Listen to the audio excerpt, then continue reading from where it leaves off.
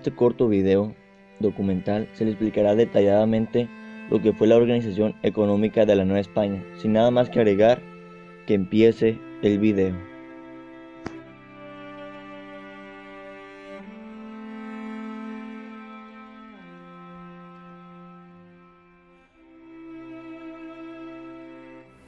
Después de la caída del Imperio Azteca, España planea que ésta se convirtiese en una ciudad semejante a una Europa, cuya capital fuese México, comenzando por el proceso de europeización.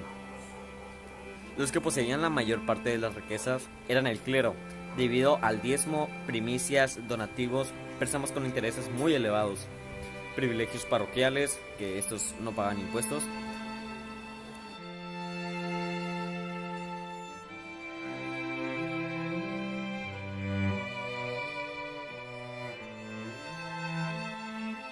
La agricultura. La agricultura anteriormente se cultivaban productos orgánicos de México, como lo puede ser el maíz, el frijol y el chile. Posteriormente se fueron introduciendo nuevos productos por los conquistadores, como la caña, el trigo, el olivo, la naranja, etc., lo cual dio como resultado la modificación de la dieta de los pueblos mesoamericanos. Se introdujeron además de múltiples herramientas como el arado, que favoreció el desarrollo de estos cultivos.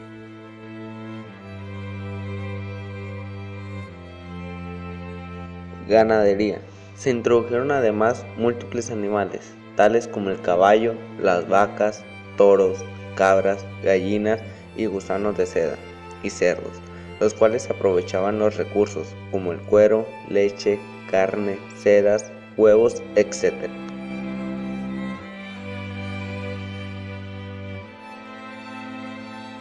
La actividad más importante de la Nueva España, debido a que el concepto de riqueza de la época se basaba en la cantidad de metales preciosos que poseyeran. Además, otros factores favorecieron el desarrollo de la minería, la mano de obra muy barata o gratuita de los esclavos. Una vez consumada la conquista, comenzó a explorarse el territorio de la Nueva España en todas las direcciones.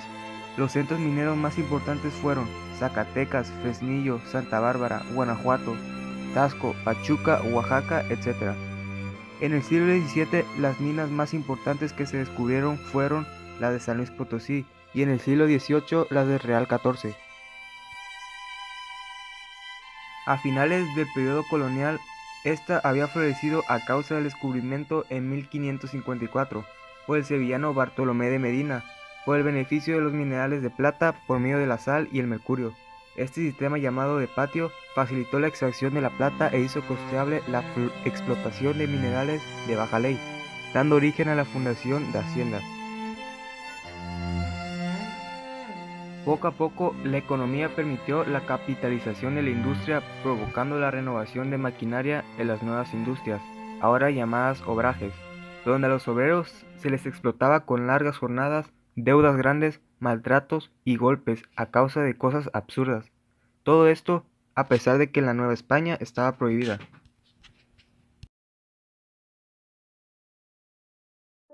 Los gremios estuvieron reglamentados por medio de ordenanzas que prohibían admitir como miembros a los indios, negros y mulatos.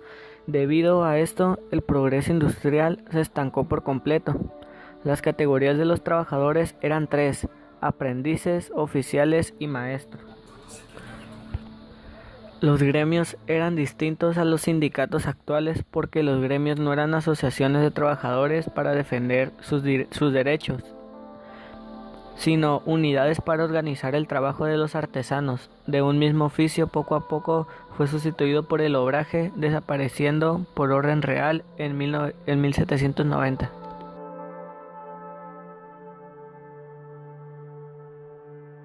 Otra figura de organización económica del virreinato fue la Real Hacienda. Esta se encargaba del control total de los ingresos y egresos del dinero, que principalmente provenían del quinto real. También se encargaba del recaudo del tributo de indígenas y además habitantes de la Nueva España.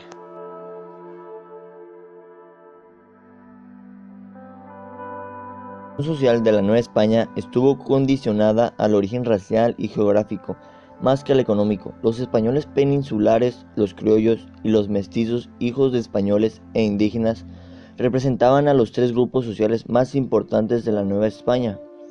Se inició este proceso de división de clase social del individuo al comenzar la mezcla de españoles e indígenas y continuó al nutrirse la Nueva España de población negra y asiática.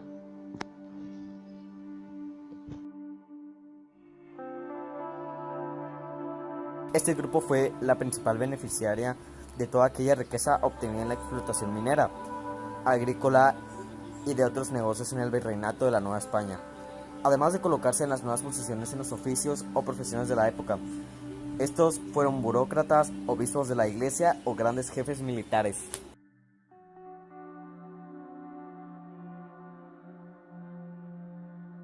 Eran hijos de los españoles llegados de Europa a América. Estos nacieron en los virreinatos españoles y si bien muchas de las veces tenían un estatus alto en lo económico y social, les eran otorgados cargos y privilegios muy rara vez.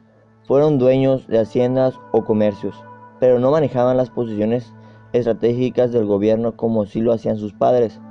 Se desempeñaban como clérigos, oficiales del ejército u hombres de leyes.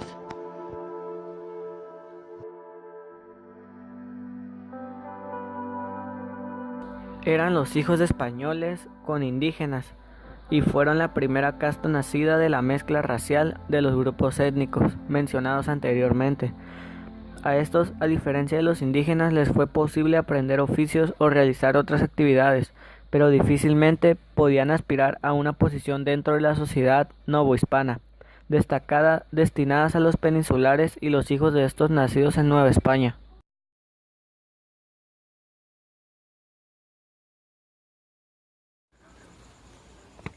De la mezcla inicial de españoles, indígenas y negros, siguieron muchas otras que, de acuerdo con la pureza racial, se clasificaron con distintos nombres y se les dio el nombre genérico de castas.